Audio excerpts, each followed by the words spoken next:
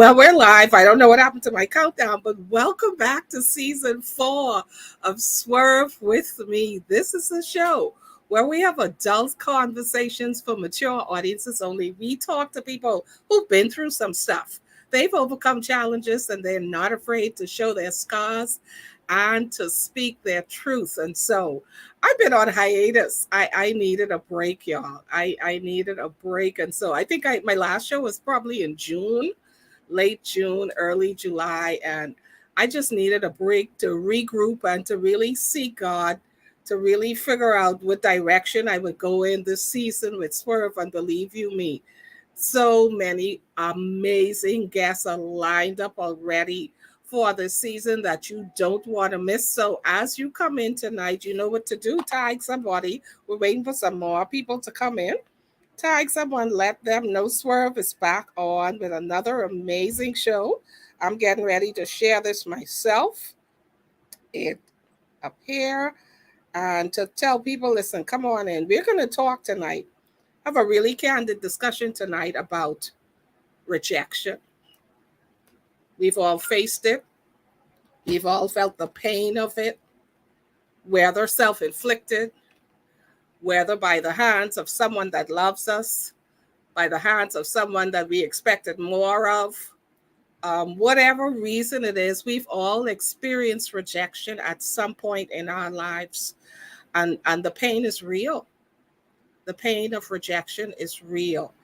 And we know that people say rejection is God's way of shielding you or saving you from something. But you know what? The reality is it still doesn't take away the pain. And you still have to work your way through and navigate your way through the pain of rejection. And so we're going to hear a story of pain, of rejection, but then we are also going to hear the process of how do you deal with, how do you navigate your way through, how do you get to the other side of rejection. And with the other side of rejection, obviously comes forgiveness. Because if somebody hurts you, there has to be some point if you want to move on that you forgive. So we're getting ready to have a really candid conversation tonight. My guest tonight is my friend and little big brother, Pastor Kellin Russell of Dunamis Outreach Ministry, Nassau, Bahamas. Good night. Good night. Good night. Good night. Good night. Good night. It's so good to see your smiling face. Listen, ma'am. This show really was the root of, I know a few months ago, your mom transitioned. Yes. Yep. Your Yep. mom transitioned, and I remember reading a post that you really was pouring out your heart about rejection, and you were Yep. talking about your dad and this whole thing, and your vulnerability in that moment made me realize that this is a conversation that we need to have because so Absolutely. many people are feeling the pain of rejection, but they don't talk about it. Right. They're Right. walking around bleeding inside and they never have the opportunity to share it. So let's start a little bit with your background and then we're going to build the story. Tell us from whence you came. Absolutely. So obviously this is a 80s baby. Both parents are from the beautiful island of the Bahamas. We are called the gateway to the Bahamas, which is Bimini, my island in the stream. So I grew up on the island of Bimini, was born in Grand Bahama, obviously because there was no hospital, etc., to facilitate the birth of a child. So I was born at the Rand Memorial. And then, of course, after my mother, it was time to come back, we went to Bimini, and I grew up on the island of Bimini. Have a very strong background in the church. Actually, so we building the story. Mm-hmm, But my mother was Catholic. She was very high in Catholicism. mm-hmm, For whatever the reason was, of course, my mother and father, they were not married. But for whatever the reason was, at that time, the priest was not going to facilitate a dedicatory service, which is the infant dedication. So I found myself being christened on the porch of Reverend Hmm. Dr. Bruce Roll. Okay. So it started, so the process started from then, where, Rejection. yeah, Right. absolutely. So for Right. whatever the reason was, I could not be christened Catholic. So I ended up on the porch of Reverend Dr. Bruce Roll. Of course, he's the late Reverend Dr. Bruce Roll, where I was christened. So the rejection continued even Yeah. from the womb. So yeah, but I have strong background in the Baptist faith. And then at Hmm. the age of 12, I transitioned to a Gateway Outreach Ministry with Apostle Gilbert, who happens to be the cousin of my mom. And so it was a strong background in the faith, as Hmm. well as obviously that strong upbringing in the community on the island of Bimini. Yeah. So, raised obviously with your mother, how actively involved was your father in your life? On well, so not active at all until the last years of his life, when I became an adult. As a matter of fact, my father and I hit it off. I was with him for maybe a 3 month period when I was about 8 years of age. Hmm. Of course, that did not last too long. So what ended up happening is at the death of my grandmother, which would have been his mother, I was a few months away from being married. So I said, you know what? I'm going to be married. Obviously, children are going to come along. So I said to my father, I said, well, you know what? Uh, you may not have been there for me at the level that I wanted you to be there, but Hmm. you now have an opportunity to make it right by doing it by my children. Hmm. But of course, my father would have died 1 month prior to the death, to the birth of my child, my daughter. Wow. So, but Okay. in the last year, You jump way ahead. Let's yeah. dial it back a little bit because what I Hmm. want to talk about is growing up as a boy. Did you even miss a father? Because I know you're from a community that was close knit and you had the uncles and the cousins and whatever, but did you recognize that there was a void because your father wasn't there? There was, yeah, I recognized it. I recognized it because we could say a lot of stuff about men, and this is one of the reasons why I believe in honoring men, because I came from a community on the island of Bimini where you were the scorn of the earth if you didn't take care of your children. And so that was a culture that we did not support. If you have these children, you have to take care of them. So the void of having a father not there could not be missed. And it could not be missed because I was amongst the minority, even in my class, of young fellas whose father was not there. So I lived in the house we lived in the homestead. My mother and her sisters, as well as their mother, we lived in homestead. Their fathers were very active in their life.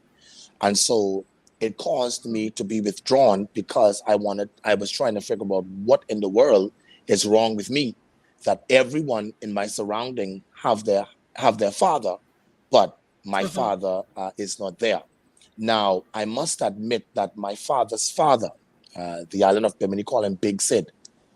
Big Sid played a very, very significant role in the initial stages of my life, but that ended very early because at the age of 7 or 8, it was at 7, Grumpy died. So the closest I would have come with having that father, and when I was starting to gain that confidence that okay, well, my daddy isn't there, but his father is there.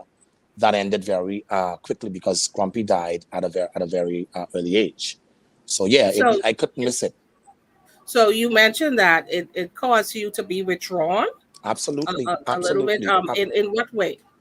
In what way? I did not want to be around the kids in the community. I would always stay in the room. Uh, always watch TV. And so what happened? Like how you have comfort foods. That's Mm-hmm. how I got so deep into the scripture because the Bible. I was an avid reader. Okay. Obviously, we weren't all that rich to have a lot of books around. So what happened was I gleaned to the Bible. So the Bible became almost like a comfort blanket for me while everybody else was in the yard playing and all of that stuff. I did not want to face the fact that there was no dad because I was trying to figure out, well, what wrong. So clearly, I didn't want to mix among the children because I'm like, boy, you different from the rest, you know. So that's what it was. But Was it did anybody ever discuss it, like the absence of your I father, got or a that was lot. taboo? And here's one of the reasons why I also was withdrawn because we grow up in a culture, especially when you talk about the island. Sometimes you have a Lord, my people, they'll kill me. But sometimes you have a quarter mile mentality. That's Mm-hmm. just the reality. We did not seek to investigate reasons why the child was behaving the way he was behaving. So you would find out in the back of my mind, I'm thinking, well, you're different from the rest because I have a cousin whose father is there. I have cousins whose father, they are there. I had Mm-hmm. cousins who again, there.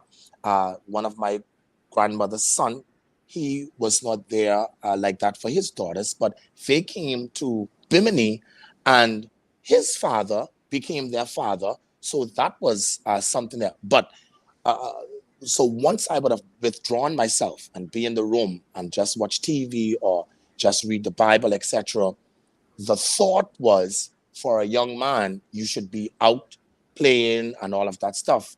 And so you start to hear you're going to be lousy like your daddy. You're good for nothing. You better be careful. You don't turn out. You know the turn out and all of that stuff. So Yeah. so that put me in an even more stronger shell because I was trying to figure out, well, in my mind, I'm saying something is wrong with me because my father, everyone have their father, everyone is living this life. And then on top of that, my mother was a very industrious woman. So my Mm-hmm. mother spent a lot of time down to the key.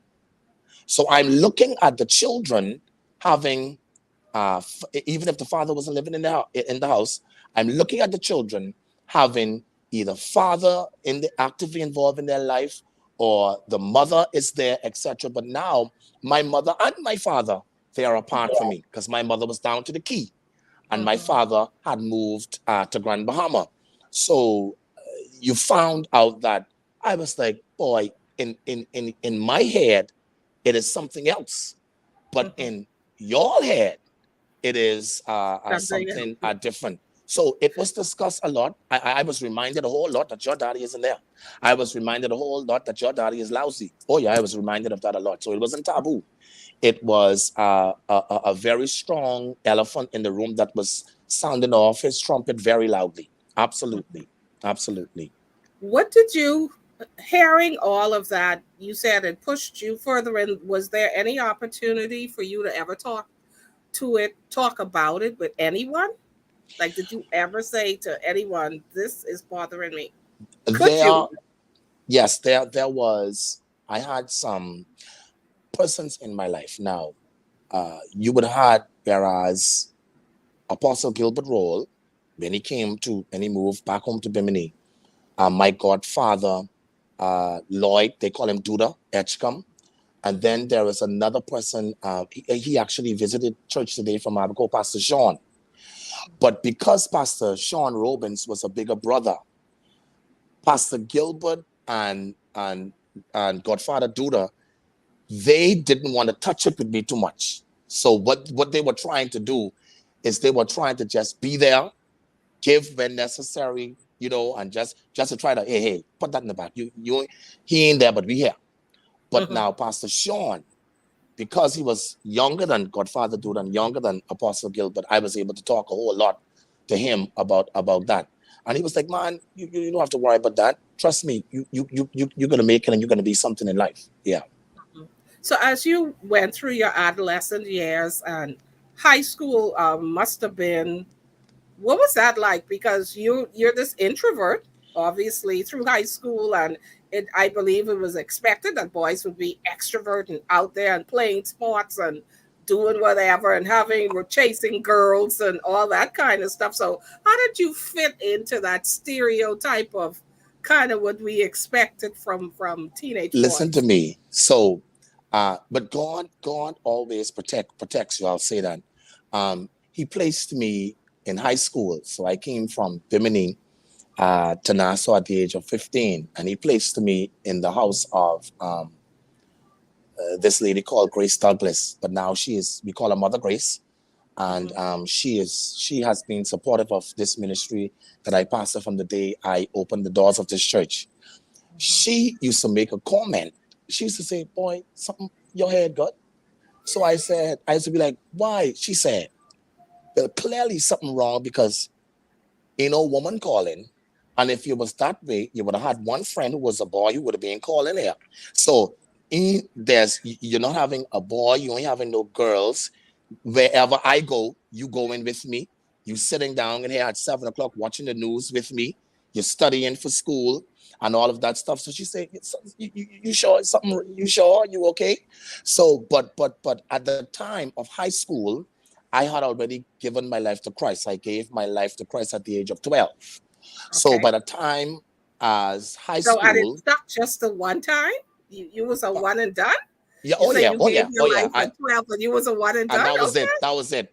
Got married at Okay. 27 and was a virgin. 27 and was Okay. a virgin. So Hmm. yeah, I was one and done at the age of 12. And so what happened was my faith in God kind of rooted me, not kind of, but my faith in God rooted me in this life's journey. And so what happened was I started to channel my energies into studying for school. I started to channel my energies into being a debater. So you would find out that while I was kind of an introvert coming up, what began to happen was I channeled my energies through debates. So Okay. every passion, every drive, you could wake me up and I'm able to stand up and give a debate. But I'll tell you, there's a backdrop to me being withdrawn. So I think that we need to, as you build in the story, I Hmm. think we need to, first of all, establish that there was a seed. My mother, one thing I love about my mother, and this is why I think I'm so open with my daughter. My mother was very open about life's challenges with me. Okay. Um, I was around six or seven, and my mother looked at me. I graduated from the Mount Zion, I think it's James Raleigh preschool at the time, the Baptist school, and they gave out awards. And I got a lot of the awards from Miss Louise McDonald, a veteran teacher. And so my mother, when I got home, she said, "Boy, I thank God that I did not abort you." So I was Mm. like, "What?"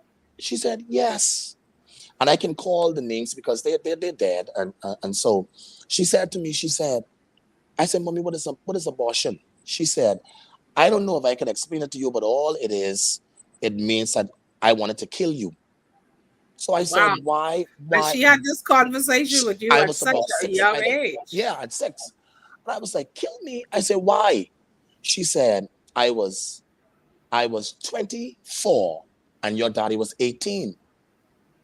So I Mm. was 24. This is what she's telling me. Your daddy was 18. Your daddy had just graduated. My father went to school in America, in Florida. So you normally graduate around 18 in America. So here it is. He just graduated from school in May, and November, December, you shouting that you're pregnant. Mhm. Uh, by the way, that was my mother first. Anyhow, that was the first piece. So I tell her she was lousy. When I got old, I said, "Now, mommy, you was little slow there." But so and as a result of her being 24, my daddy was 18. Uh, he he disowned me to say that I wasn't his own. And so I had a grand aunt, and isn't it amazing that the person who was rejecting me, his family, were the Mhm. ones who were calling me closer to them. So my aunt Marietta Russell Eden, in Bimini, chalks flew like about 3 times out of the day. 8 o'clock Mhm. in the morning, 12, noon, and about 4 in the evening. My mother was going for the 4 o'clock flight. My mother had already sent the money prior at the Mm. abortion clinic to get rid of me. As a matter of fact, my mother kept the receipt for a very long time. I Oh. told her, I said, Mommy, get rid of that thing because uh, you already redeemed yourself with that. But she said, I didn't want to immediately get rid of the receipt because I wanted this to be a reminder that the child who I was supposed to get rid of was the child that brought so much joy to my Mhm. life. And so my mother said that she checked in from 2 o'clock because she was just trying to let me hurry up, get rid of this thing, and move on with my life.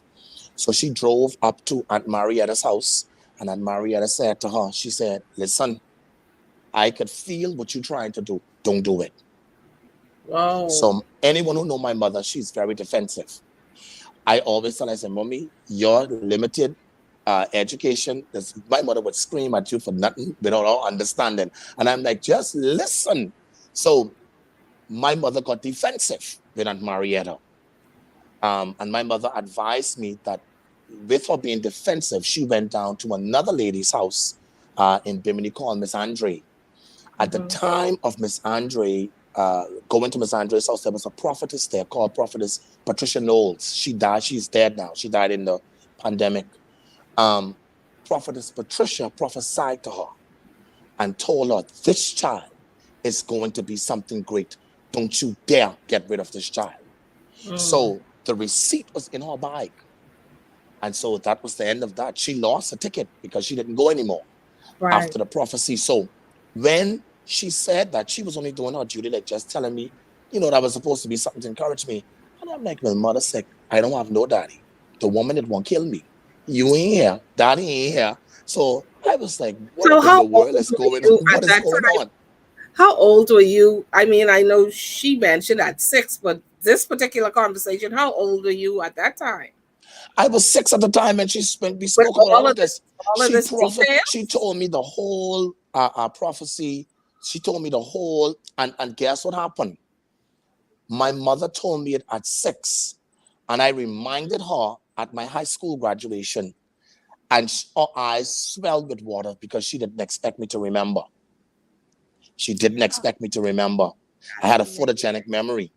And so, because she did not expect me to remember, her eyes swelled with water because, she was somewhat kind of ashamed at that time to see that by then I had graduated head. This was the boy who repeated grade 1, and Mhm. he now graduates head boy from Right. CV Beth, the great CV Bethel, might I add. I know you're corporate spirit, but we got this thing raised. Uh, uh, the great CV Bethel, I graduated as head boy. So, she more and more started to feel like, boy, I wish I hadn't had that conversation with him because he brought so much joy to my life. But So how that did that was a that part of it. you had that conversation, I mean, she had that conversation with you at such an early age. Was that something that came back to you from time to time, Oh or yeah. she said that you put it aside, or Oh no. how did you deal with that emotionally, the thought that my mother actually told me she wanted to get rid of me? No, I was okay. I was okay because my mother showed me great love. But I was just in the back of my mind, the thought was, what is wrong with you? Why Mm. all the catastrophe and the calamity seems to be Rejection up again. here, the rejection. And so I was rejected from the gates of the womb with my father telling my mother that that's not his child. Mhm. I was rejected at the time of dedication, the infant dedication. We Mhm. can't deal with him. And then, Mhm. of course, because our parents were not married, they held some standards that were kind of extreme too, but it was to keep, whatever it was for. So I had to Mhm. be christened on the porch. Right. And then so after I passed that period, I went into grade 1. When I went into grade 1, I repeated grade 1. I was very slow in that class. And let me tell you something. Some things were said to me in that class. And this is why I always say teachers can make you or break you. Mhm. And sometimes ignorantly, they say things thinking that they're pushing you. But I'm telling you, as a matter of fact, I was taken out of the class. I was taken from the sitting area with the students, and I was placed over on the corner by the shelf where the books actually were shelved.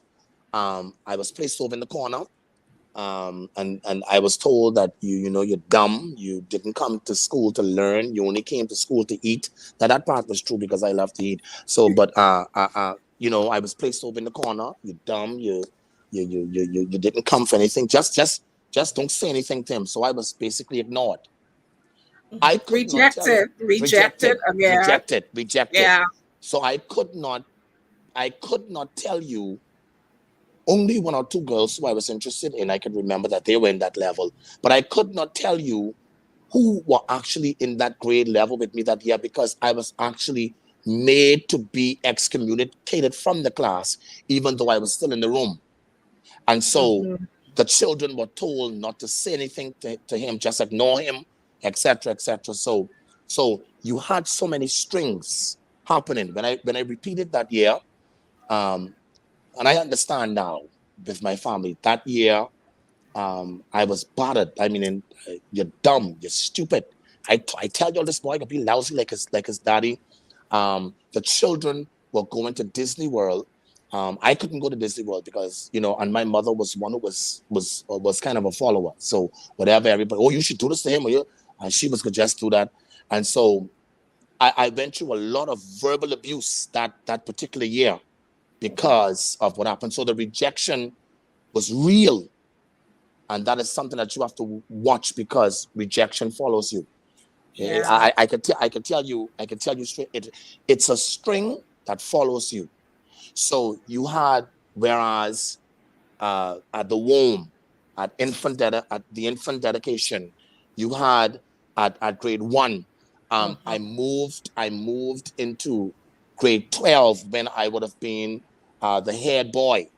And so you had, whereas the persons that were sitting on the committee, they were saying, oh, he should not be the head boy because he doesn't speak too well.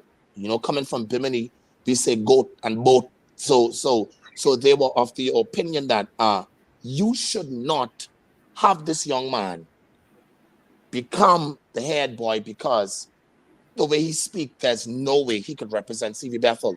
But you see, because of that indomitable spirit that I had about reading, the one who looked the part, the one who had the persona, could not answer the questions of history about C.V. Bethel, could not say, what the school was all about, etc.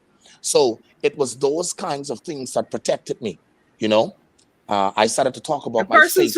persons who readers are good articulators, and people don't Yeah, know that. yeah, I mean, yeah. because you're constantly reading words and you're learning Right. as you're reading the words, and so that's the advantage, obviously, that you would have had on someone who basically looked the part, but he Absolutely. obviously didn't have the knowledge that you had. Absolutely. So, if you're Absolutely. just joining me tonight, I'm talking with Pastor Kellin Russell, and we're having a conversation about rejection and how it follows you. And you can see already a pattern in his Yeah. young life Yeah. of how rejection would have followed him. So go ahead and tag somebody because we're going a little deeper. We're going a little deeper Yeah. Yeah. Yeah. because there's so much more.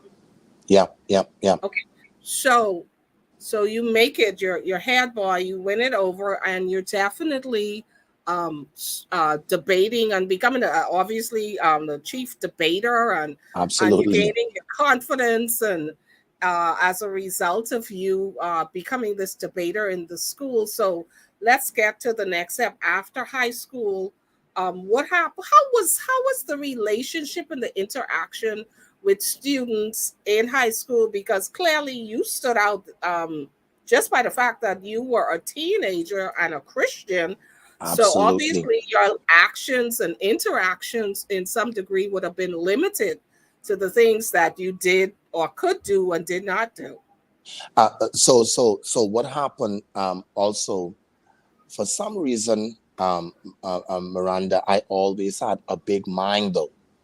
If I was gonna go after a young lady, she is going to be the prettiest. in the class, and I think somebody's rejection I set myself up for too. Right. But Self-imposed. yeah, Okay.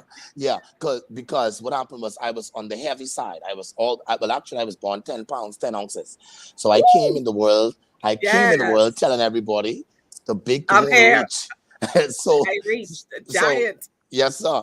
So um there were a lot of young ladies that I liked. They were, the pretty girls. I wanted the pretty ones. If I might have been a little number 5, but I want number 10. Uh, so you would find out that I didn't have confidence with the ladies because I was always turned down because I was, heavy set, and it wasn't too popular back then for fellas to be big as I was in school. But Mhm. I'll say that CV Bethel helped me a whole lot with my confidence, and it helped me a whole lot because you would find out that I came to Nassau. I stood my ground as a Christian. I became SCM president for 3 consecutive years, Okay. which would have been for the duration of me being at CVBF. And I was SCM president. But I would find out that all the children who was in SCM, whenever it came to the February Valentine's Day dance that the school would have, I would be the only Negro standing in the block who didn't go to the disco. So you would find out that I stood out because of the stance that I took. So So I you were the became one in high school that everybody called Rev. the You was Rev. Rev. You Yeah. know it, right? Yeah. Some of my classmates don't remember my name, but all they, if I go to the mall now and in the store, all they saying Rev, what you saying? Yeah. But Mhm. I was the one they called Rev, and so I took certain stands. CV Bethel helped me with my confidence. The teachers helped me a whole lot, and so you would find out that the debating aspect also gave me little stripes because what Sure. happened was as I began to debate, you would always have him say, "Hey, heavy set one, nice looking, but the little heavy set one, he could debate now." So to hear that, I was like, Mhm. "Oh, I could luck in a," that kind of way. So you would find out that helped me a lot. And then when I became the prefect, I became a little bit more confident because I now saw that on the island a lot of things is political. If you don't have a certain last name, you're not in the pick. But Mhm. now I went in an independent place where I became prefect, chief debater. Then I became head boy. So it started to build and boost my confidence to know that okay, you could be somebody. Mhm. You could make it. Yeah. So Mhm. CV helped me a lot. So after high school, then going into, did you go to college locally or did you go away? What Locally. Yeah. happened? Okay. So So what was that like? Because again, you're this now teenage young adult man, mhm. single. Were you Yep. dating? Were you Date, dating or not dating? dating who? I keep getting rejected. Dating who? I was a little quiet, soft.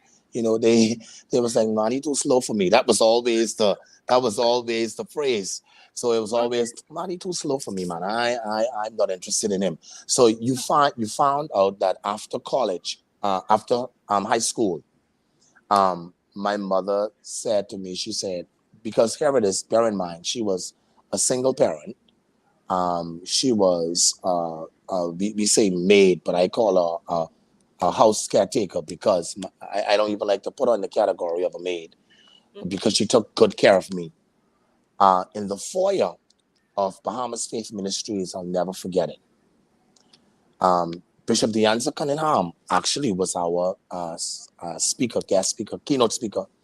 And he said something in the address that I'll never forget. He said, even if your parents are unable to take you beyond this place, he said, you have to love purpose and destiny enough to get up yourself and make something happen. Well, Mm. I don't know if that was a prophetic statement because when we got in the foyer of BFM, my mother said to me, she said, son, I took you the furthest that I could have taken you. She said, if you want to go to college, you have to pay for it yourself.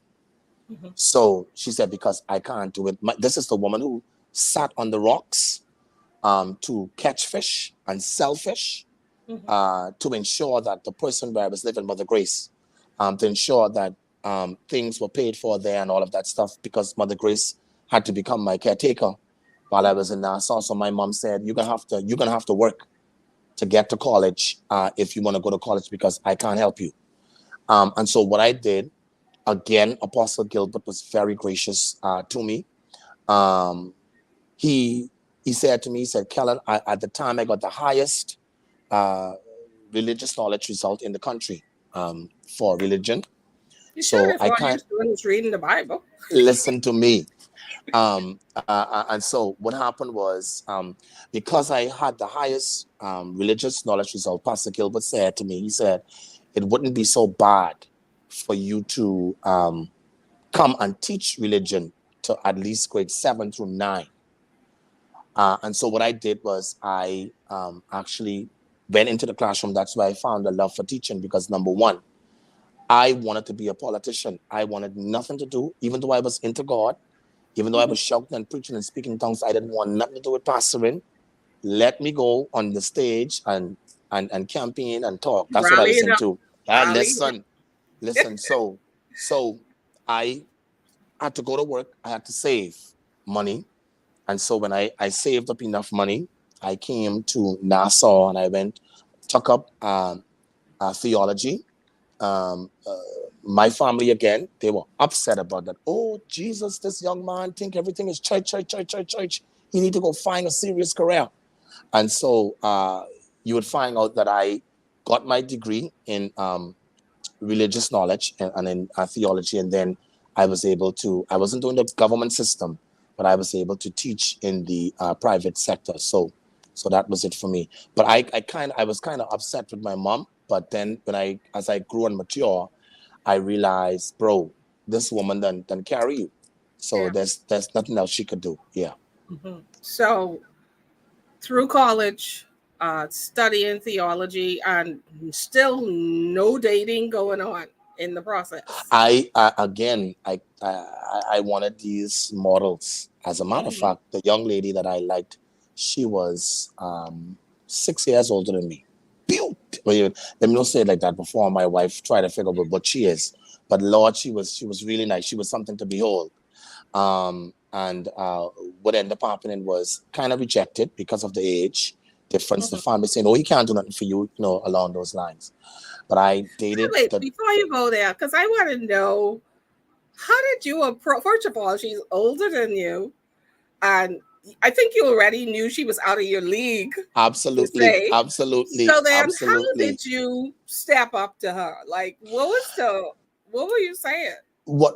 Let me tell you, because I had gained confidence in CV Bethel, Mm-hmm. which would have helped me.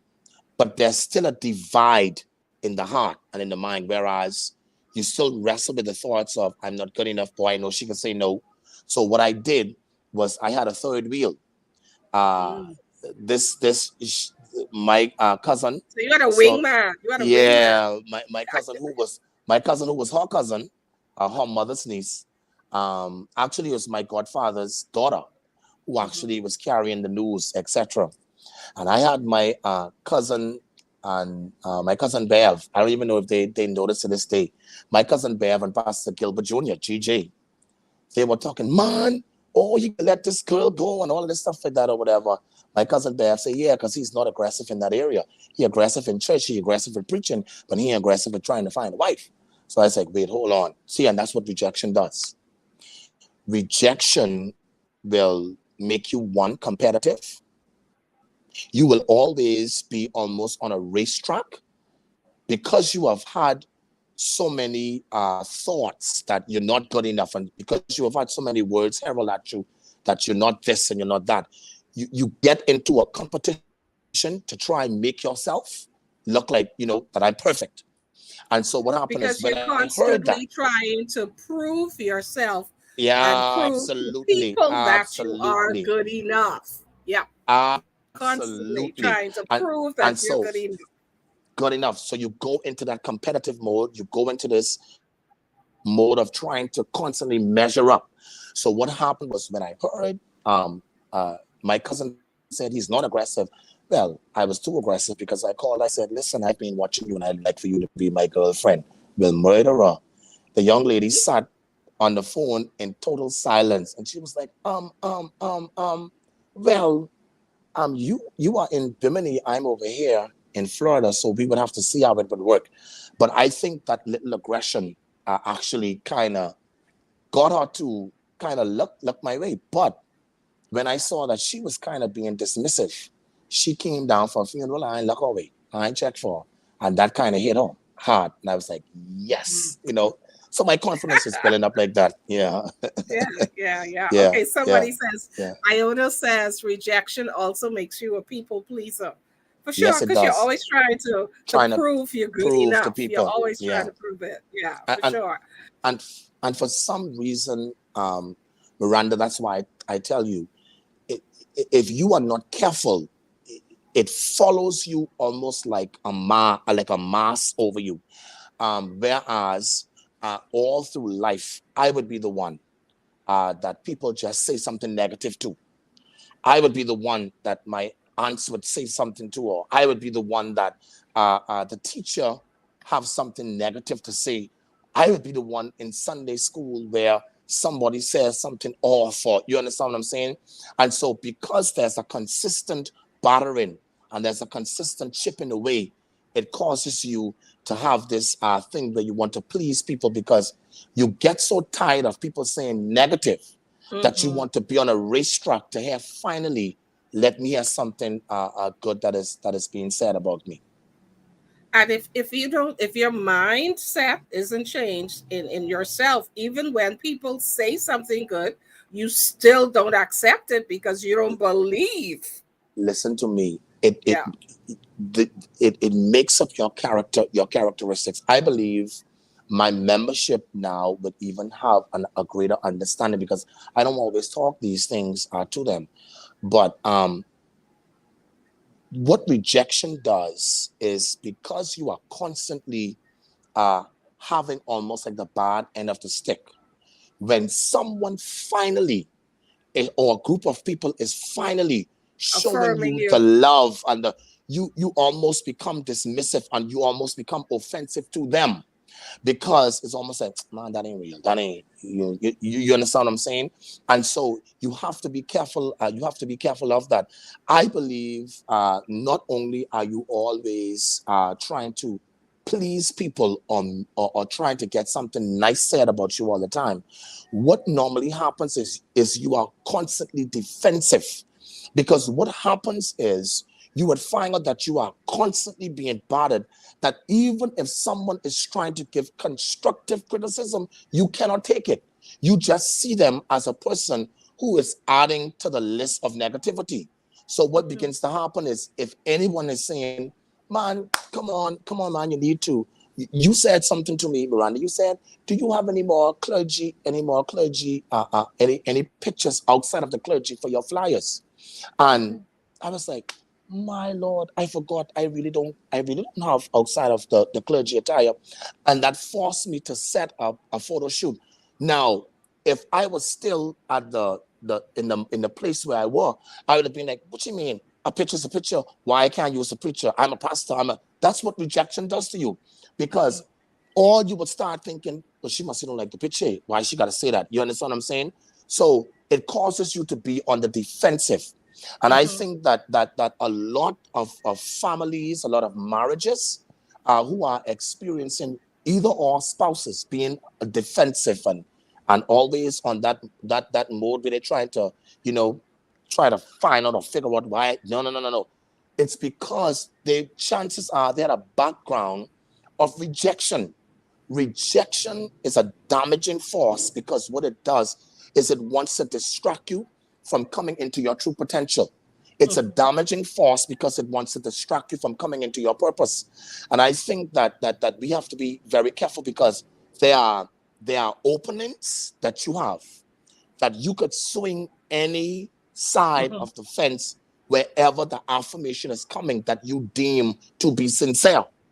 So the spirit of rejection it's a dangerous force that while we focusing on fornication, while we focusing on all the bodily sins, the bottom line is this is something that we kind of skate over And I think Mhm.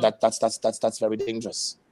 This It's is a very great time, dangerous. which brings me to the segue. Let's segue into, because you started to talk about relationships, and all of us that know your Hmm. wife, beautiful Hmm. spirit, Hmm. just a beautiful lady inside and out. Hmm.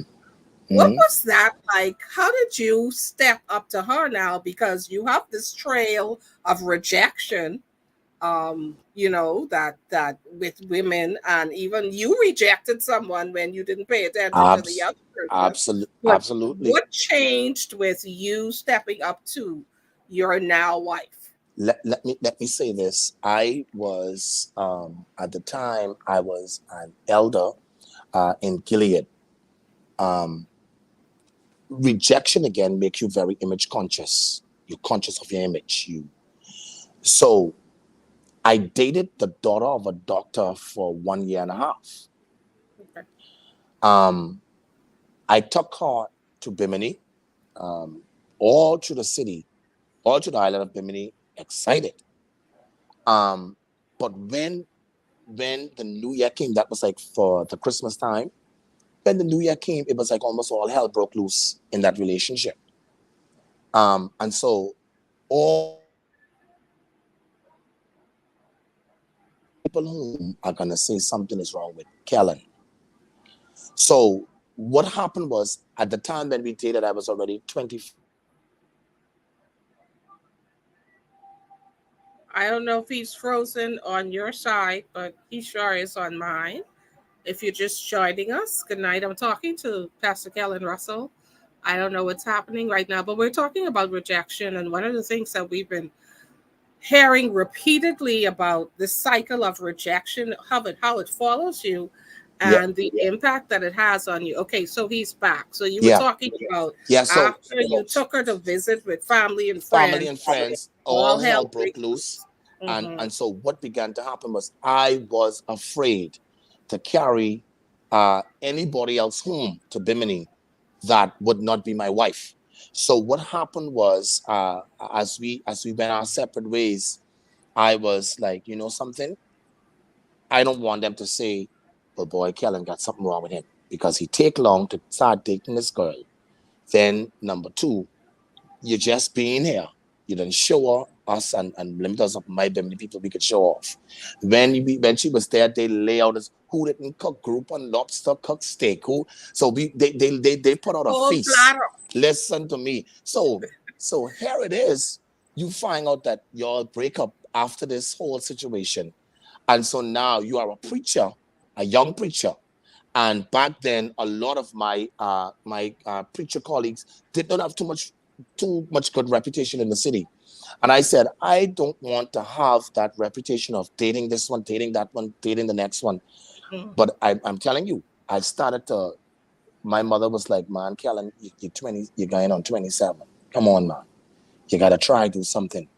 So here it So is. I were you tried. you were feeling the external pressure Listen of to me. others not being Listen married? to me. I was like, bro, you better try what you gotta do before you know you be labeled. And so what happened was I was looking around, just looking around, and almost dropping my standard because I was one of those persons who were hyper religious. I was Mm-hmm. like, boy, I'm marrying a woman if she ain't saved. I'm marrying a woman if she got children, because I'm a virgin and I ain't have her showing me what to do. But I found myself because I was so hot up, and you have your church people. I used to sit on the bench with all the old people at Gilead at the time. As a matter of fact, some of them are members in the church, and you ain't seen them yet. So the pressure was all over the place, Constant. to the Constant. point whereas I was starting to look at a girl who had a dog, who had a child. Then I was starting to look at girls. Well, they ain't got to really be too safe, and so I started to drop my standards for Compromising. what I wanted, compromising. I had a talk with one of my covenant brothers. He's a member of the church as well, Minister Dominic. And I said, listen, and we have to go on a fast. Now that's how religious I was. I said, we got to go on a fast because my eyes wandering all over the place. And I promise you, I go fall. And I go fall if only to say I done had sex. And so he was like, wait, hold up. Let's deal with this. So Monday, Tuesday, and Wednesday. Wednesday was the end of the fast between Minister Dominic and myself. I went to Mount Tabor, and this young lady, nice. And number one, Miranda, I didn't like black lady. I didn't like him too dark. I like him bright. One time, my wife and I argued. She said I didn't like him bright, nor did I like him fat either. So this dark, beautiful girl was in the choir, but I didn't see her then. The Lord said to me, "Your wife is in the choir." I wasn't a subscriber of people saying the Lord said it's your wife. So I was like, Father, control my mind. Get the And popcorn, Sadie. Sadie say, let her put in the popcorn. And so the Lord said to me, "Your wife is in the choir." I look around.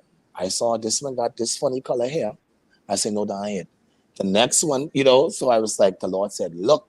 And when I looked, my eyes landed on Sister Russell. I was out to church with Elder McPhee and Pastor Baker. And I said to them, I said, this woman is going to be my wife. We sat, this was in Week in the Word. And we sat behind Sister Ellis. The visiting pastors used to sit behind her, and they was laughing to the point where Sister Ellis was just slightly looking back. And so I said to them, I said, let me show you how this woman is going to be my wife. I said, she is going to come from out that choir and stand here by Sister Ellis. And they just burst out laughing because they was like, this boy is going crazy.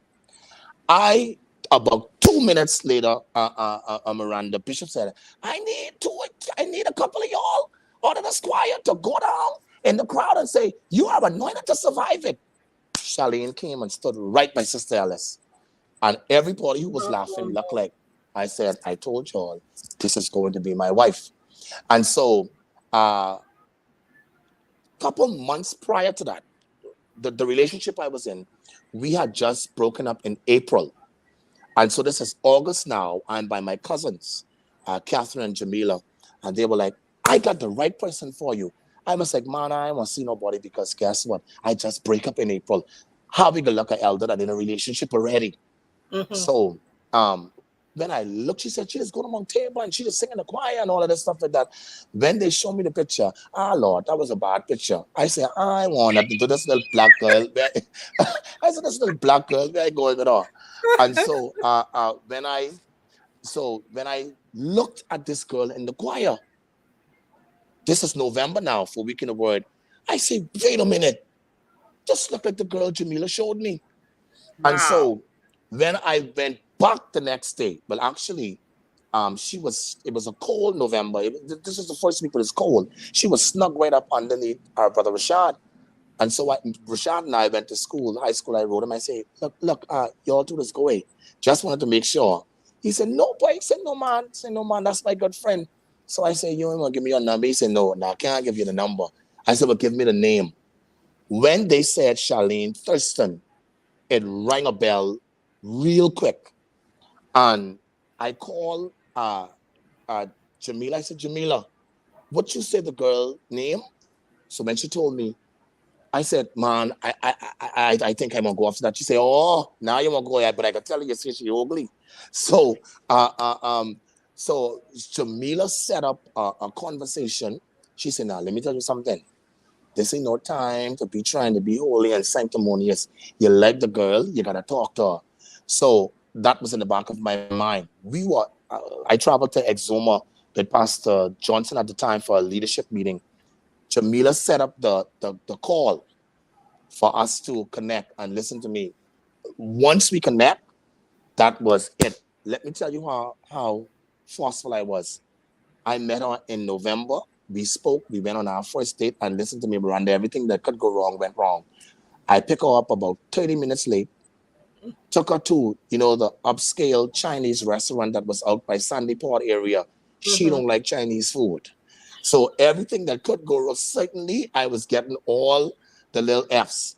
I had just sold the only thing that redeemed me that night is I had just sold my car, and my aunt who I was living with at the time, I grew up and got out of Mother Grace's house. I was with Aunt Kelly. So my Aunt Kelly's trouble. So I rented the car and we went riding all through the island of New Providence. And that's how I regained myself for the night. But Mm-hmm. once I linked in, I became so aggressive that we met in November. I was engaged on in March. I had time to waste because I had 27, she 25. Well, Wow. we wasn't too off because we 9 years later. Yeah. Yeah. Yeah, yeah, So wow. Yeah. That was a whirlwind. So yeah. connecting with her and in establishing the relationship and sharing and talking, have you seen or experienced thoughts of rejection manifesting within the L- relationship? Let me tell you something. I'm so glad you said that. So I was dating the daughter of a doctor. Mm-hmm. It was a whole line of them that were doctors in our family. So we were having a conversation that, I'm not good enough. Mm-hmm. And maybe the Kellin in the future is what you need now. That was the conversation we were having. And and I was finding all of the reasons why I needed to get out of the relationship because of my own rejection. Because I'm like, doctors, but I can't be around them. And so if she invite me to dinner with her parents, I wasn't going because I cannot sit and face them because I wasn't that bold. Mm-hmm. Well, Lord have mercy, Jamila forgot to tell me that the woman who adopted my wife was an actual sitting judge who was who was a former attorney general. So then, so Jamila just said to me, well, I know you have your little issues because you ain't want no big time or whatever, but I think her mother was attorney general. I was a part of that political party. So I say attorney general. And when I was able to call the name, she was like, yeah, I think that's who it is. Listen, when I went to meet Charlene, adopted mom, and she opened the door. I nearly fainted because I'm like, don't tell me the cycle is going to repeat itself again, where I left the doctor's daughter. Now I came to the attorney general's daughter. And Mm-hmm. so surely I'm going to feel like I don't measure up. So you found out, much to their annoyance, Miranda, they used to have, being who she was, they have a lot of high level people that come around for the regular family dinners. I used to skip all of them. And I used to skip all of them because I didn't think I was worthy enough to be there. You got former judges, you got former uh, uh, um, politicians, and these are people who I know and studied and follow. So Mm-hmm. certainly I, I couldn't measure up, and that was a challenge for Sister Russell and I in the initial stages because she was like, "What is the issue? What's your?" I met her. I found every spot that was on my clothes to say, "You think she saw that? You think she think my shoes was clean?" So that's how, see, rejection is serious, boy. If you don't transform your mind, I'm Yeah. telling you, you would be in a stewer. You would be in a So how stewer. did you do it? How did you do it? So I realize a lot of times, and here's what happens. I realize any little thing you think the people don't like you, Yes. any little thing you think, boy, they saying this about me or whatever, to the point whereas you are unable to have. I used to be a good friend and just pull away at a period in the relationship because it's almost like, boy, I don't want any fallout, or I don't want to be the cause, etc. But when I realized that you were starting to lose good connections, when I realized that, boy, you got to get over yourself. Because when you think, Pastor Gilbert used to call it a carnal mind, when you think people saying certain things, their mind so far left that what you think they thinking about you, bro, they even ain't see you. So I had to get to the place where but I'll tell you this though, Miranda, there were some relationships where people identified, whether it was persons who were in authority over me, whether it was people who were connected to me, they identify and they are able to see when you don't believe in yourself. Yes. And when Absolutely. they recognize and when they see that you having challenges and insecurities with your own self, These are people sometimes who you want to measure up to. What begins to happen is they take out the rope or the shackle and they tie you right up because they see you are not secure in your own self. So they will have you driven by every wind. And what begins to happen is when you get in those circles and you constantly feel like the inferior, and you constantly feel like you are smashed upon, what you have to do is stand up, get over yourself, affirm yourself. I had to start speaking to myself, Miranda, saying, "You're fat, but boy, you're handsome." I Mhm. had to start speaking to myself and saying, "Get over yourself, bro. If something was wrong with you, how you could have picked this fine gal?" And so I would be walking with Charlene and I got her underneath me. I protecting and overprotective because I'm like, bro, I want to lose this because I want her be around them fine doctors and then look at this little fat, greasy preacher. So I had to start speaking to myself. I had to Mhm. start affirming myself. I had to start, first of all, in admitting the fact that you have rejection issues and you have to confront them face on. I had to Yes. start speaking to myself to say, deal with that. Whenever the thought comes up, pull it in dead quickly. And whenever you get to the place, see, because sometimes, Miranda, you would find out that you want to be in certain circles. You want to be with Jairus and the boys. And what happened is when Jairus and the boys recognize you think you're up to this level, but I see something in you that could possibly replace us. What they do is keep you and crush you. But when you come to that sense of understanding that I am somebody, I Mhm. can go somewhere, I am who God says I can be, you begin to start having a level of confidence. And sometimes when you have that level of confidence that you are somebody, that you can make it, what begins to happen is you become offensive to the people who always expected you to be under them. So Mhm. to answer it, admit it, acknowledge it, start affirming yourself, start affirming, have self affirmation. Not only self affirmation, but you have to start transforming your mind. Whenever you have those thoughts coming up, you got to cut them off dead quickly. Cut them off quickly. Cast Cast down those down. vain If imaginations. you don't cast it down, it will have you in a bind for the rest of your life. So acknowledge it, admit it, and begin to do self affirmation and cast down the thoughts when they come up, because they'll come up. They will come up. They will come up. Definitely, the key is being self-aware. You have to be Self-aware. self-aware Yeah, yeah, yeah, of what's yeah. happening with you in the moment that it's happening, and like you said, confront it and deal with it. So as you begin to gain your confidence in who you are, the reality is that the things that you often think people are thinking and saying about you is what you think about yourself. And you're Absolutely, trying to absolutely. cast it on somebody else, but it's really how you feeling and How you feel thinking about about yourself? See. So let's look at this, Miranda. So you asked me about. So look at it. It happened from the womb, you. Hmm. infant dedication, grade 1, up to grade 12. It happened relationship wise. It happened at the initial stages of my marriage. Then it happened with the ministry. Hmm. And how did Okay, it let's happen talk with the about that. and how did it happen with the ministry? So first of all, the Lord spoke to me and told me that I am calling you to build an army to myself, and He gave me the name Dunamis. Dunamis is already, as we Power. would say in our vernacular, a funny name. Hmm. So when people ask, well, what's the name of your church now? Dunamis. I tell you what that is. I never heard about that Dunamis. What that? You understand what I'm saying? So you went to the stage of, your mother said I should have named this something else, because the name even ain't making no sense. No, we are now exuding the spirit of the name of people of Hmm. power. But Hmm. because of my own insecurities, because of that spirit of rejection, what began to happen is I wanted to shift from God's original plan for me. Man, boy, we must have to name this something else, because everywhere you go in the city, people saying, what are you doing? Boy, these young people coming up with all kind of names. And so you would find out that I was on Prince Charles. I was on Prince Charles, but we outgrew that building.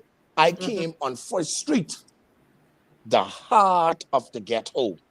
So Hmm. you would find out that when we came in the heart of the ghetto, what I constantly did was make sure the building looked, I was going crazy. I didn't shift something this way. Then 3 months later, you're shifting it again because you know why? I was just trying to, boy, we already named Dunamis. We in the ghetto. People can't come inside here and see this looking like the ghetto. And you Yeah. understand what I'm saying? So it started to infiltrate in the ministry. And then what began to happen though is you would find out that I say, man, the church ain't growing. Man, this Kellin, ain't nobody like me. And man, you nobody, you understand what I'm saying? Until when the Lord gave me another shouting experience where he said, I have called you, I have sanctioned you to begin to build this army unto me. I began to see I began to build, I began to minister, I began to get focused without looking at what people say. Well, look here, I to the place where the hell with what you think. Once I'm following the blueprint for God, and I saw that when I got in the mode of making sure I respond to God, when I got in the mode of making sure that once God is good with me, my wife is good, that's right now, that's all that matters. And so you find out that once I took the focus of what people thinking, we are small ministry, this and that and all of that stuff, because you have some folks who are big, who think they're big, but small have them. But then you also have some people who are small, but they have a mega mindset. And so the Yes. Lord began to say to me, no, you now have to shift from that homemade mentality. You now Mm-hmm. have to shift. Make sure your flyers are presentable. The You standard. you had this you have this photo with you and your wife. My poor wife, we took that after a whole installation service. What we had when I was the campus pastor of Gilead. She greasy, I greasy. So how do people will not think because of what I presented? So he said, no, mega size your mindset. Yeah. Start to deal with your presentation, because sometimes your presentation is crappy. When you begin to study for the people of Dunamis, don't prepare for the 26 that you have in the front of you. You have to now prepare like you have 2060 in the front of you. And when Yes. I had that mindset change, what began to happen? The people started coming. It was just a free flow for us to just have the spirit of excellence. Excellence should be who you are, and not just Mm-hmm. because you what you want people to say. So the rejection spirit started to follow. Then I got to a place where, boy, the people ain't gonna call me to preach because you know who you is. You, man, listen to God say, preach to your people. I given your people. Now, Miranda, I almost gotta turn people down because they're calling every minute. You have to have Mm-hmm. a mindset change. If you don't Mm-hmm. have a mindset change, you will be stuck in the cage of thoughts, of words, of rejection. You got to be able to deal with it. Usually when I go into different ministries and work with leadership and pastors, I always ask them, who are the types of people that are attracted to your ministry? Absolutely. Who are Okay, they? so for me, there's a cross section of people. I know that I am called to be one of those deliverance preachers, and not necessarily casting out demons as it pertains to that, but the word uh, that would challenge the people to change. That's deliverance. So you have persons. I have all sectors of life. I have a big block of teachers. Those teachers were attracted to the church because when I began to prepare, I prepared with the historical background of the text. I was Mm-hmm. able to exegete the text. I was able to have teachers like structure. So I Okay. had I had So that structure. attracted them. Yeah. So you had teachers that were attracted there. I have a whole heap of government workers inside there. A few entrepreneurs there. So if you come in here thinking that the church is piled up in the grove people, you will have the shock of your life. So you have that middle class section of people. You have educators. You have a strong dropping of government workers who are here. But persons who come are people who have challenges, Mm-hmm. people who have issues that they need someone with power to be able to push them in. We have bankers in there, but we have people with all of these titles who have issues. We have people in all of these careers and professions who have issues. The kind of people who come to this ministry are persons who have opposition, who like myself have been rejected. You have persons who have family issues and things of that sort that requires me to preach a message of to bring deliverance to them that are bound. So they're the kind of people that are attracted here to this ministry unashamedly, because again, that spirit of rejection, I was like, boy, man, if I say it's a deliverance people, preacher people could think I ghetto because of who represented deliverance in times past.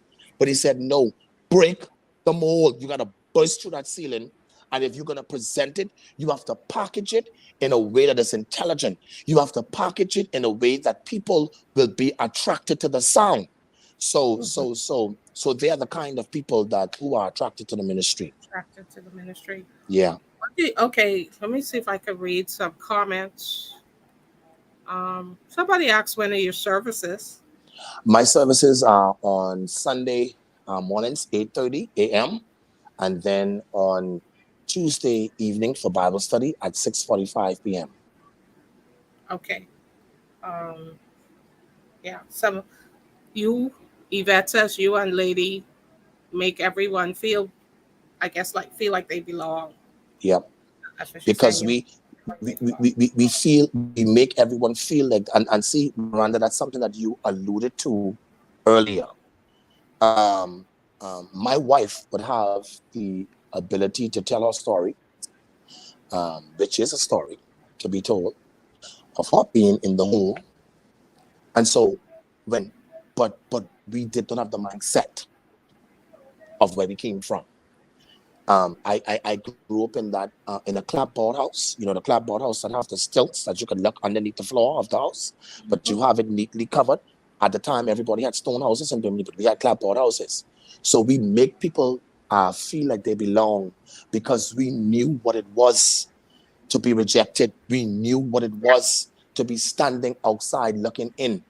God don't allow you to walk these roads to see other people walking where you have walked.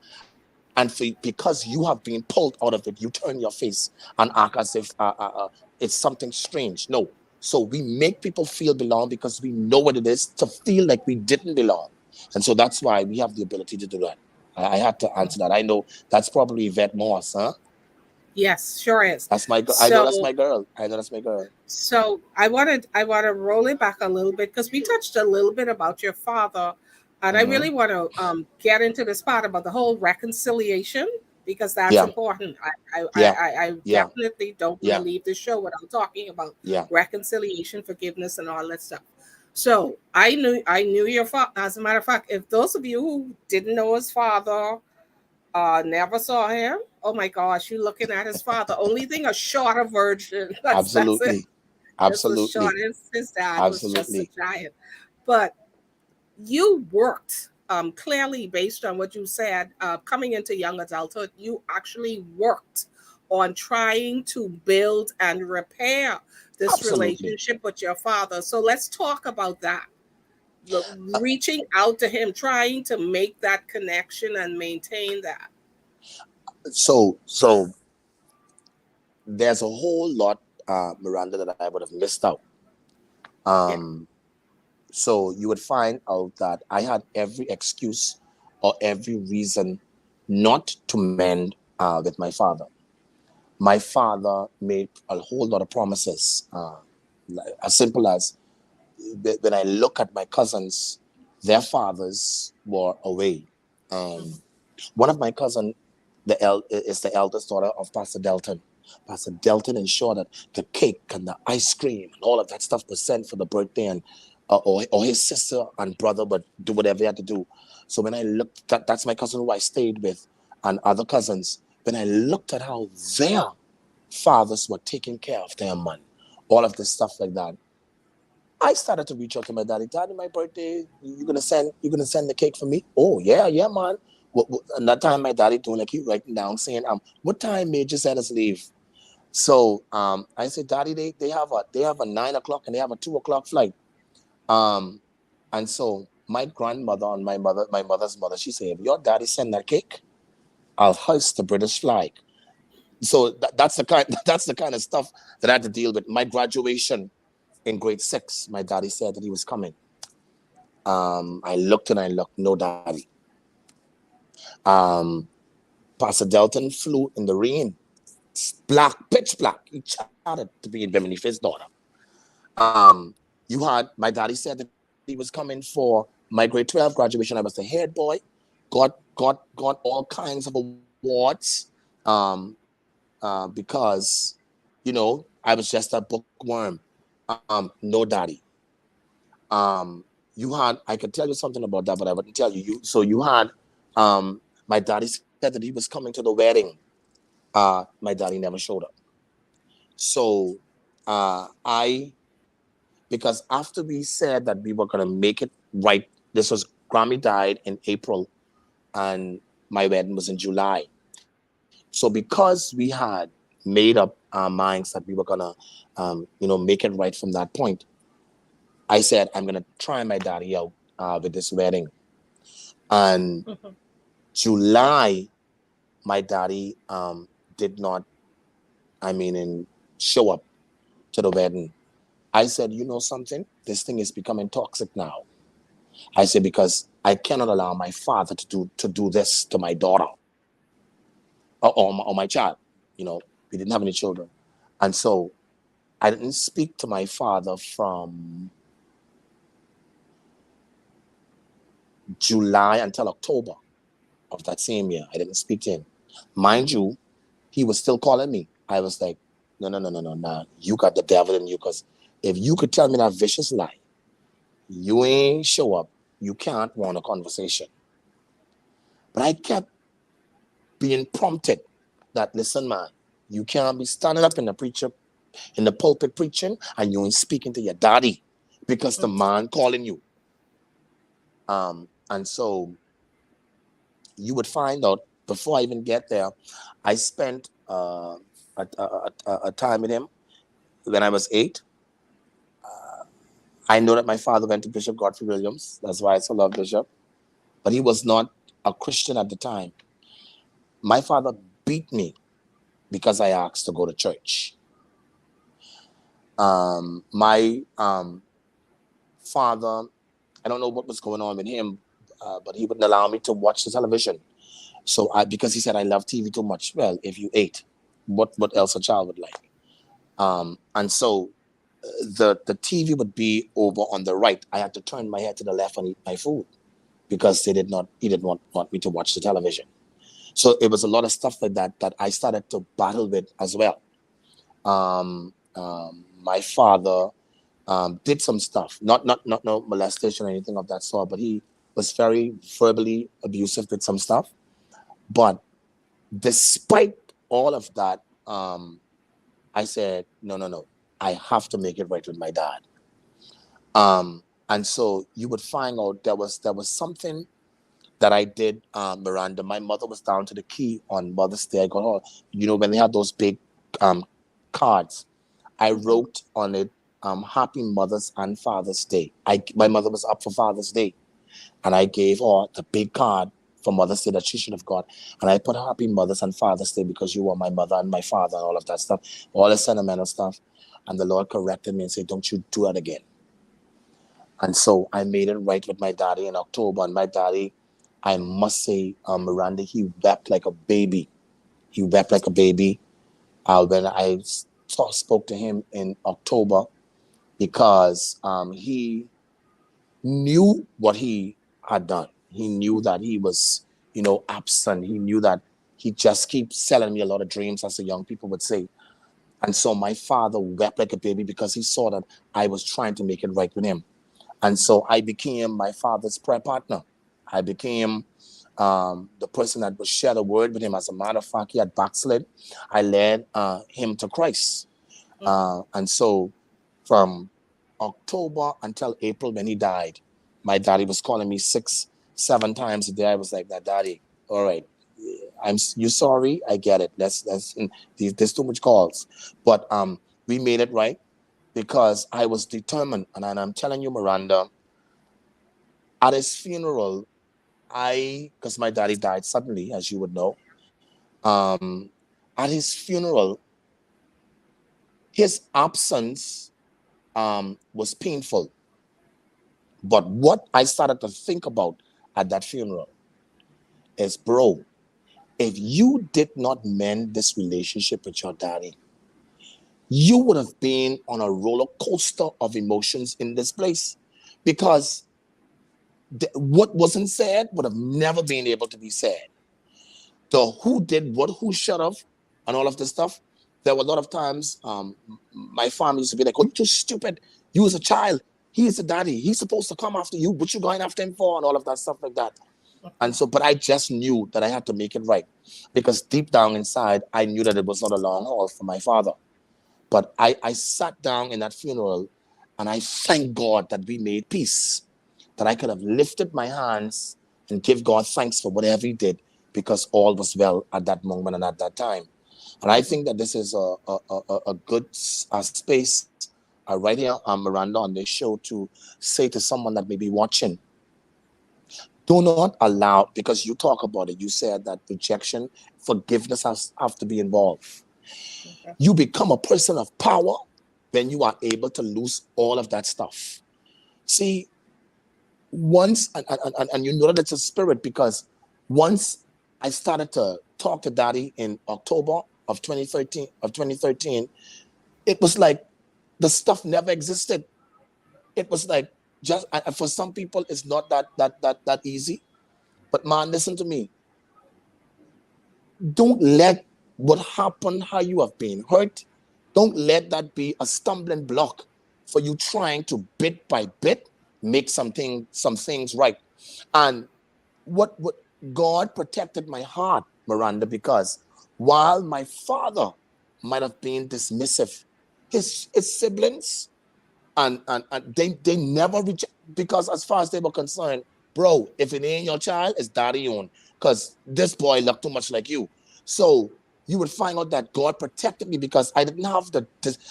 As a matter of fact, in many instances, my daddy side is far more supportive in some instances. So you found out that God protected me from a higher level of bitterness, because if his family was dismissing me Yeah. as well as he was dismissing me, that would have added insult to injury. So Yes. God had it so where Grammy and Grumpy loved me to death. Her children loved me to death, but it was just daddy. So because I think because of that, that made it much easier for me to be able to make some things right with him. But I felt so at peace. I felt so light as a feather to know that listen, I made it right with this man. Don't let your father or your mother die, and you don't close something, you don't close some chapters with your parents. Somebody on this live today, listen, your daddy may be in McCullough Corner, your daddy may be a drunkard. I don't care what your daddy, your mother may be. Don't let them die without you making some things right with them, because the pain is heavy. The pain is heavy. I went through, Miranda, and I think I needed to see this. Um, I went through with my mother, because there was a season whereas my mother, every time she looked at me, I was a reminder of the man who took our virginity and then turn around and say the child ain't his own. So I was a reminder. So some abuse that came from my mom, some nasty words, some when she slapped me, sometimes the mother slapped me for nothing. They're like, "Mommy, what you slapped me for?" "Because you look like your daddy." What? Like sis.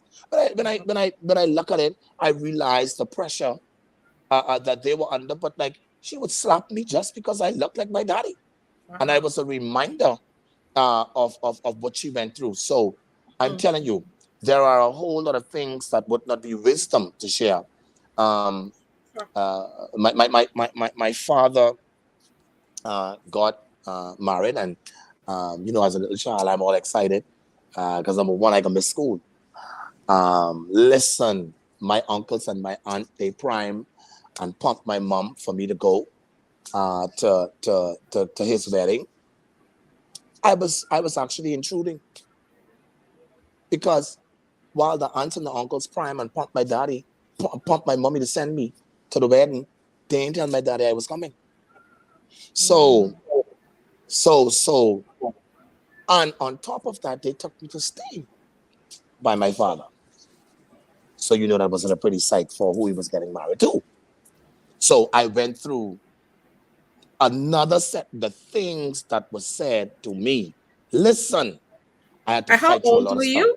How old were I you was then? I was 9 at the time. I was 9. 9. Wow. Okay. Listen.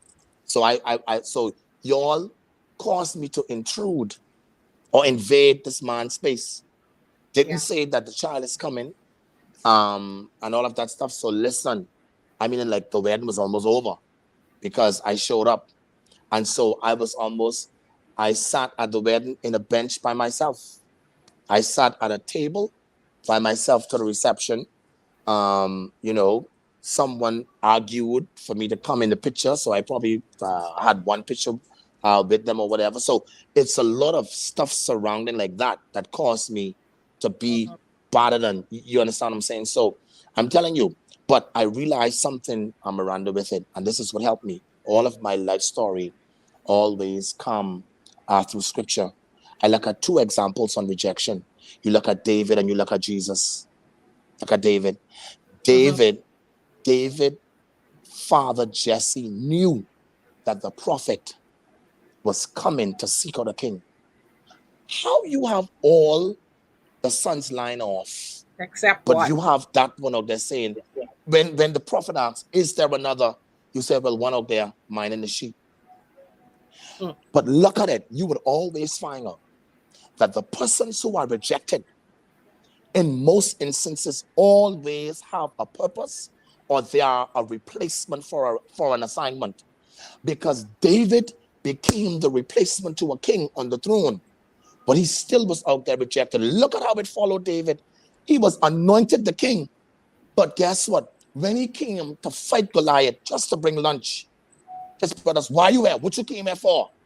Mhm. Now, this is the Troublesome. man who had deliverance on the inside of him to bring this war to an end. But because you were so busy rejecting the man, you did not even know deliverance was wrapped up on the inside of him. But he was the replacement for the throne. Look at Jesus. Jesus came into the earth, and we like to talk about, I want to be more like him. For real. Mhm. Jesus came into the earth in a situation where his mother was engaged to a man. And now you say you pregnant for the Holy Ghost. So we don't read the whole story. Joseph decided to put Mary away because of this child Jesus. The angel had to visit him. But then on top of that, Herod sent out an order to kill all the children because Jesus was the replacement. He became the messianic king.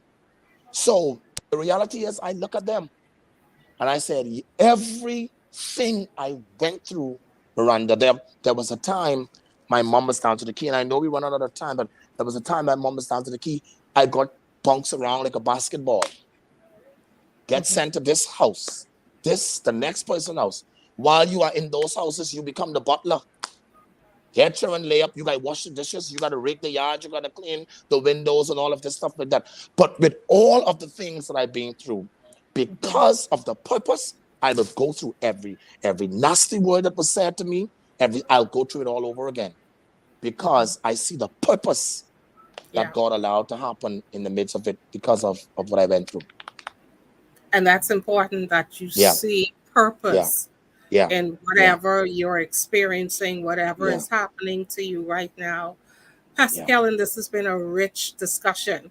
I'm Absolutely. going to bring you back, but I want Lady with you because Oh yeah. That, I need to hear her perspective, and let's talk about this listen.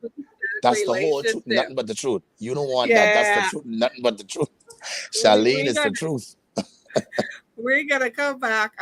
Invite you to come back. But for Absolutely. those of you who are joining us, this has been a rich conversation with Pastor Kellin Russell as we took a journey through how rejection can follow you through Oh your yeah. life like a dark cloud, Oh just yeah. looming over your head. And Mm, until you come to that space where you begin to acknowledge, hey, I'm battling rejection. This is a problem. Recurrent things are happening to me. Unless you acknowledge it and confront it and absolutely. affirm yourself, you cannot Absolutely. depend on others. Hmm. That's what's important. You have to begin to see yourself through the eyes of God, the way He sees you, and Hmm. begin to affirm yourself and walk in the confidence that just the way how He wired you is good enough. Absolutely. It's good Absolutely. enough. And it's because of the way you were wired, Pastor Kellin, that you Hmm. survived. Oh Because yeah. had you been wired a different way, you may have had mental health challenges. Let's. Listen, I've been on listen. medication, I still or et question if cetera, I et don't. cetera. Yeah, yeah. And so just how the way God wired you and you were able to overcome, I mean, rejection and at such a young age. And Absolutely. obviously it was the enemy trying to take you out so Hmm. that you would not walk in confidence and purpose and fulfill Absolutely. your destiny. And so you could Absolutely. see that pattern of him trying to take you out very early Absolutely. Absolutely. so you wouldn't be able to be the pastor of the great Dunamis outreach Listen. ministry. You understand?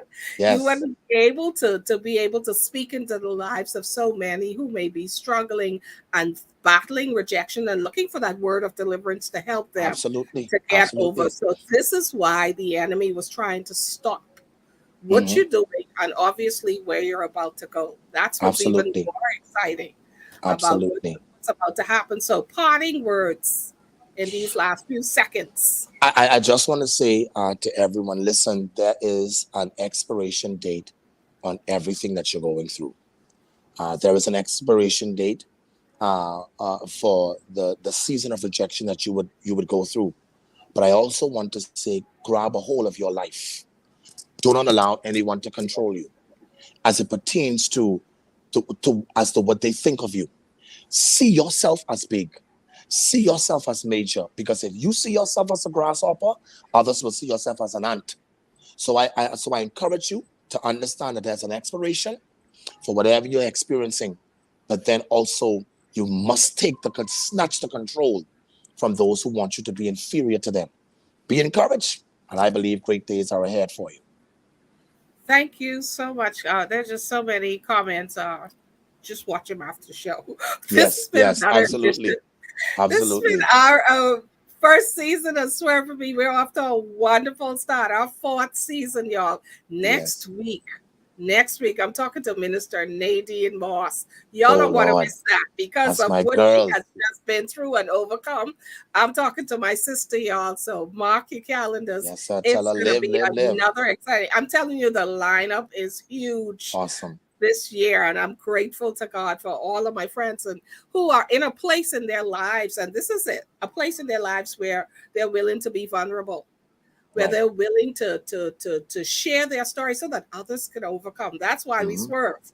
Right. That's why Absolutely. that's why we swerve week after week. So, Pastor Kellin, thank you. My love to the Thank you. lady. Thank you. Thank you, all of you, for hanging out with us tonight. I'll see you again next week. Have a wonderful week, everybody. Bye bye. Thank you. Blessings. Yes.